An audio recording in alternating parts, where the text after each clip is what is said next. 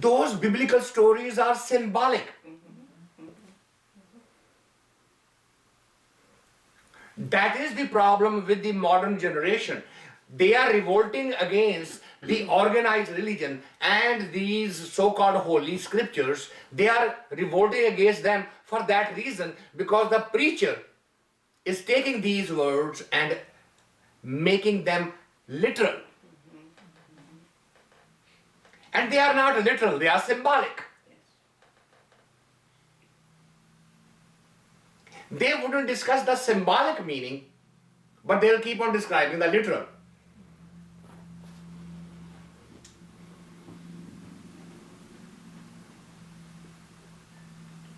So the priest who calculated various stories and added the years and went back in time and said the earth is 4,000 years old based on these stories. And the scientist digs down only 4 feet in the ground and say, look at this fossil. These fossils are millions of years old. I can show it to you in the laboratory. And the priest says, you must be mistaken. Or, I'll give you another argument. When I say 4,000 years, my days are not the same size as yours. So now I can define my day is 1 million years old according to my book.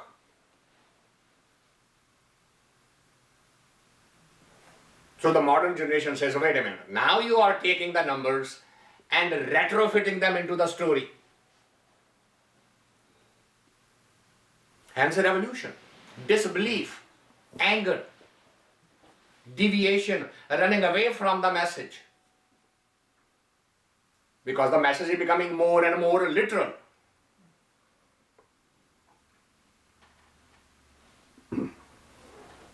It's happening in every religion. I read it on Facebook.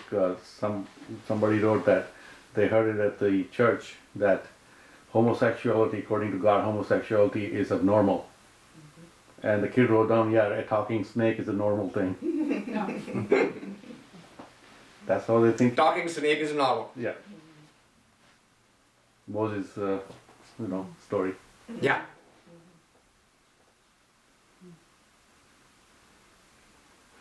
Some comedian was actually, he's a very popular political statist, and he says, I went to the church and found out the priest was reading from a book that belonged to my people. Look how he's turning it around. Old Testament is Jewish Bible. New Testament is Christian's Bible. He said, all you people thought that my book wasn't good enough for you, huh? You wrote a new one. Yet you copied 90% of it. And now your priest comes in and try to read from my book and then try to interpret it, and all interpretations are wrong because this is not your book. If you want to know the real meaning of the book, come to my people. They are free to explain it to you, what the biblical meanings are, because that's what we do. Oh, by the way, we will do it for you if the price is right.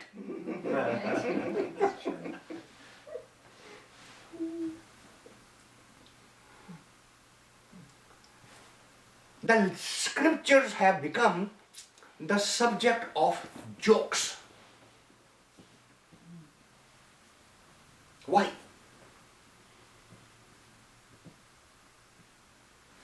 Because of the literalism. And it's happening to the entire world.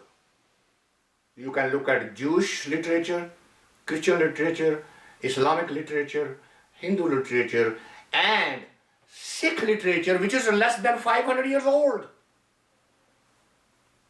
Literalist has taken over. They are in majority. People like us, we are a very, very small minority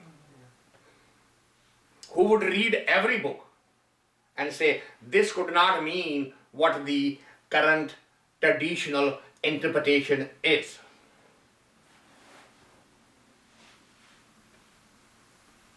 It couldn't be. It has to have a different meaning.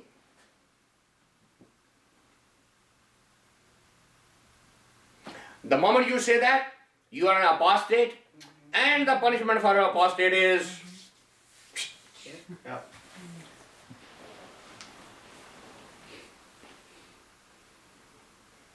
It happened in Christianity. The people were burnt on stake. In the French Revolution, the heads were chopped by guillotines. Scientists like Galileo. Even Columbus, when he went back and said, I have come a full circle, was challenged.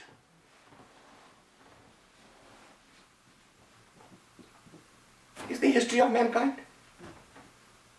It's not only happening today for any strange reason. If we think the good old days were good, nowhere. And when you look nostalgically backward, all days look better than what you are going through now. Yeah. Because my father used to say the same thing, the good old days were good. And now I am sitting here and saying things, good old days were good. All the same. My father never felt those days were better.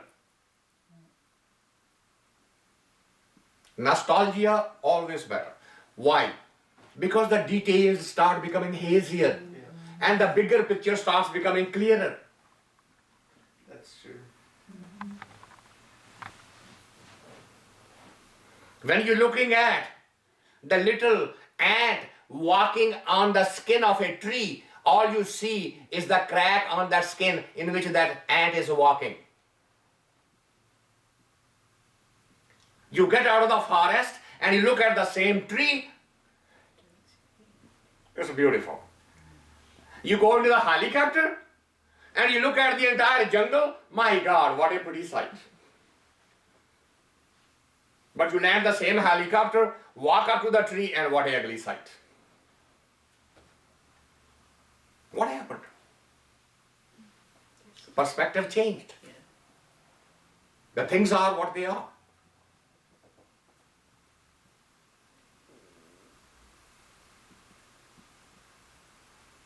So coming back to where we started today's talk, all this is a conversation about comparison.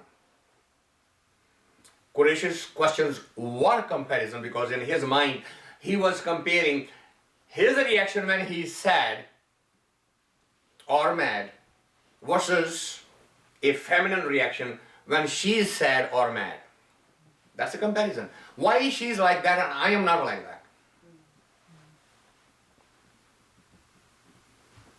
And if you understand objectively the reason behind it, now whatever the way she is would not make you sad or mad because you understand that need to control everything in their world.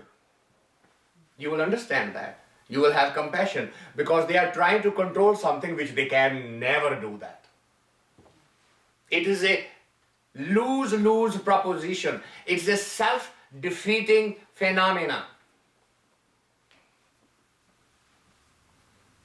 Earlier, feminine energy sees that game and back away from it. She starts becoming more and more spiritual and mystical. More she is into it, more she forces herself into it. Further away from the inner journey, she keeps on going and keeps on getting more and more attached. With the $100 bill, she can pull out of the pocket and look at it, and the eyes are just dewy like a little bird. Because that $100 bill is in perfect control. But she cannot hold the hands of their lover with the same delicateness. They cannot look into the eyes of the lover with the same compassion. Why? Because they are not sure if they are in control, even when they are saying, I love you. The words might be that. They have no way of knowing what is inside. Because they have been hearing this when they were this high. I love you. I love you. I love you. But their action never match.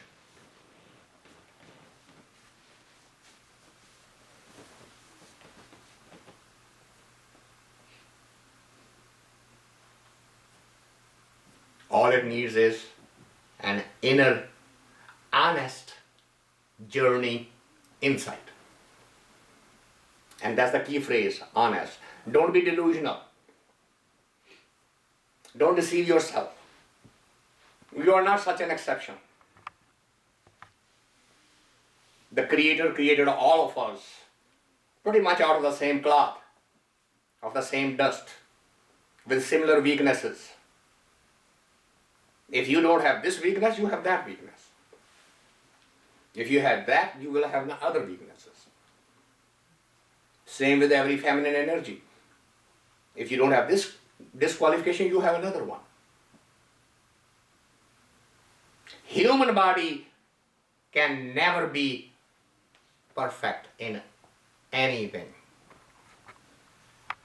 It is only perfect when it is enlightened.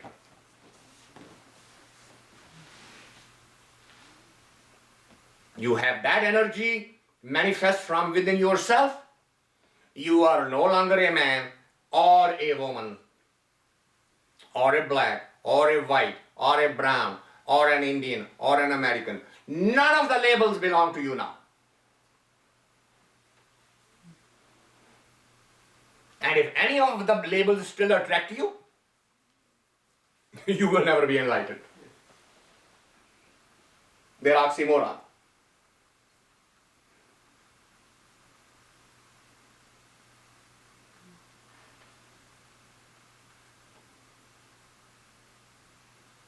Okay?